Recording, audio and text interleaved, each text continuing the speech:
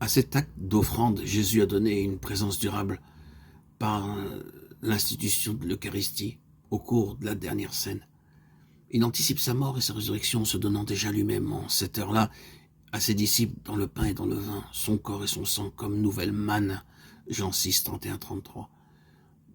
Si le monde antique avait rêvé qu'au fond, la vraie nourriture de l'homme, ce dont il vit comme homme, était le logos, la sagesse éternelle, maintenant ce logos est vraiment devenu une nourriture pour nous comme amour. L'Eucharistie nous attire dans l'acte d'offrande de Jésus. Nous ne recevons pas seulement le logos incarné de manière statique, mais nous sommes entraînés dans la dynamique de son offrande. L'image du mariage entre Dieu et Israël devient réalité d'une façon proprement inconcevable. Ce qui consistait à se tenir devant Dieu devient maintenant, à travers la participation à l'offrande de Jésus, participation à son corps et à son sang, devient union. La mystique du sacrement qui se fonde sur l'abaissement de Dieu vers nous est d'une toute autre portée et entraîne bien plus haut que ce à quoi n'importe quelle élévation mystique de l'homme pourrait conduire. Mais il faut maintenant faire attention à un autre aspect. La mystique du sacrement a un caractère social parce que dans la communion sacramentelle, je suis uni au Seigneur, comme toutes les autres personnes qui communient, puisqu'il y a un seul pain. La multitude que nous sommes est un seul corps, car nous avons tous part un seul pain, dit saint Paul, 1 Corinthiens 10, 17. L'union avec le Christ est en même temps union avec tous ceux auxquels il se donne. Je ne peux avoir le Christ pour moi seul. Je ne peux lui appartenir qu'en union avec tous ceux qui sont devenus ou qui deviendront siens.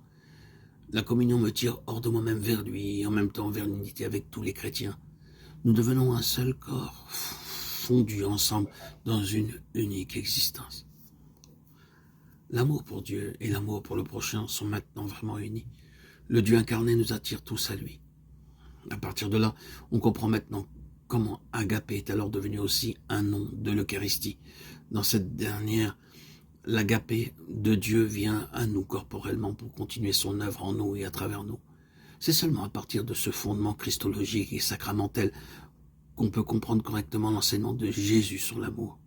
Le passage qu'il fait faire de la loi et des prophètes au double commandement de l'amour envers Dieu et envers le prochain, ainsi que le fait que toute l'existence de foi découle du caractère central de ce précepte, ne sont pas simplement de la morale qui pourrait exister de manière autonome à côté de la foi au Christ et de sa réactualisation dans le sacrement. Foi, culte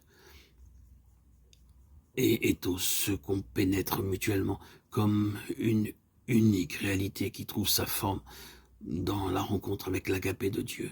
Ici, l'opposition habituelle entre culte et éthique tombe tout simplement. Dans le culte lui-même, dans la communion eucharistique, sont contenus le fait d'être aimé et celui d'aimer les autres à son tour. Une Eucharistie qui ne se traduit pas en une pratique concrète de l'amour est en elle-même tronquée. Réciproquement, comme nous devons encore l'envisager plus en détail, le commandement de l'amour ne devient possible que parce qu'il n'est pas seulement une exigence. L'amour peut être commandé parce qu'il est d'abord donné.